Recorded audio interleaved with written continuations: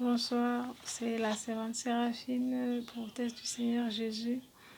Aujourd'hui, j'aimerais continuer avec la cure d'âme que j'ai commencé la dernière fois. Nous allons d'abord rendre grâce à Dieu. Seigneur, Dieu de gloire, je te dis merci. Je magnifie ton nom, je te dis merci, mon Dieu, mon roi. Merci pour le sou de vie. Merci pour ton sang versé, Seigneur. Merci de pardonner nos péchés. Merci que ton sang précieux nous lave, nous purifie. Esprit Saint de Dieu, incline le cœur de ceux qui ne te connaissent pas encore, ceux qui ne connaissent pas encore le Seigneur.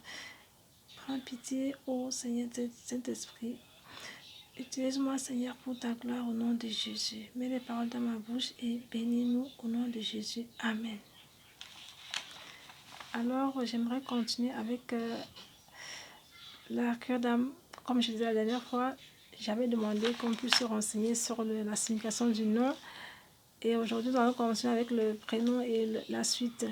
Je disais que la cure d'âme concernait toutes les parties de notre être, notre corps, notre âme et notre esprit, ainsi que nos bénédictions, nos dons, parce que ce n'est pas seulement l'homme qui peut être en captivité, mais aussi nos bénédictions que nous pouvons réclamer après une bonne confession. Alors, notre verset de base, c'est Acte 19, verset 18 à 20, car nous voyons que quand ceux qui avaient cru, dans les actes des apôtres, ils venaient confesser leurs péchés, et nous devons aussi faire pareil pour que nous puissions arriver déjà à avoir le pardon de Dieu et continuer maintenant à nous préparer pour le baptême dans le Saint-Esprit. Alors, je disais que le prénom, la base de tout, il faut déjà être sincère pendant qu'on fait la cure. Donc, il faut faire une bonne confession, une confession sincère. Et il faut aussi s'engager à lire la parole, parce que c'est la parole qui peut nous aider à avoir ce renouvellement de l'intelligence de l'esprit. Et parce que sans la parole, nous serons vides. Et parce que nous, de la même manière nous nourrissons aussi des aliments, nous devons aussi nous nourrir de la parole. Car la Bible déclare, le Seigneur Jésus-Christ nous a dit qu'on ne vivra pas seulement il vivra de toute parole qui sort de toute parole de Dieu. Alors c'est très important de s'engager à lire la parole au moins une fois par jour. Pour ceux qui sont très très occupés, et pour le reste, ils peuvent la lire à tout moment et s'engager aussi à prier au moins 3 fois par jour. Alors je disais que le prénom, il y a des gens qui ont 2 prénoms par exemple, et souvent on néglige un peu le prénom qui a plus de sens même. Donc il y a des prénoms bibliques, il y a aussi des significations aussi bibliques. On peut se renseigner dans le dictionnaire biblique pour comprendre un peu la signification de son nom, et avec l'aide du Seigneur, voir quel prénom, si on en a 2, quel il faut privilégier, mettre en avant et faire la même chose. Prier aussi pour ce prénom et l'associer à son nom. Pour ceux qui ont déjà l'huile d'onction, qui sont déjà en Christ, ils peuvent mettre l'huile d'onction sur leur nom, commencer déjà à renverser et à prophétiser, comme je le disais la dernière fois. Et après le prénom, nous allons voir qu'il y a le sexe.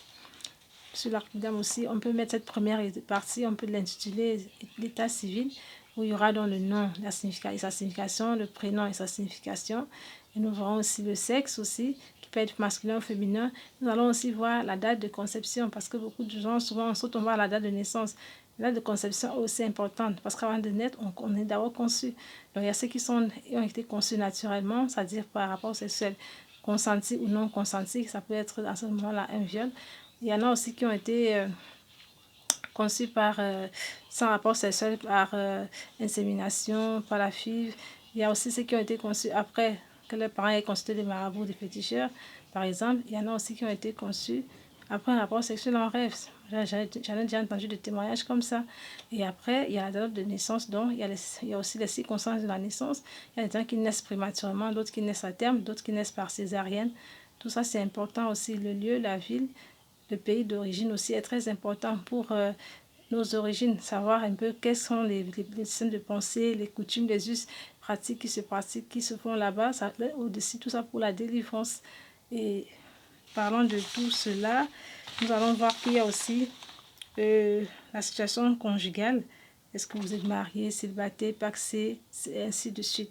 Tout ça est important à noter dans la première partie de l'état civil. Et si vous êtes parti, ça fait combien de temps? Si vous êtes en concubinage, ça fait combien de temps?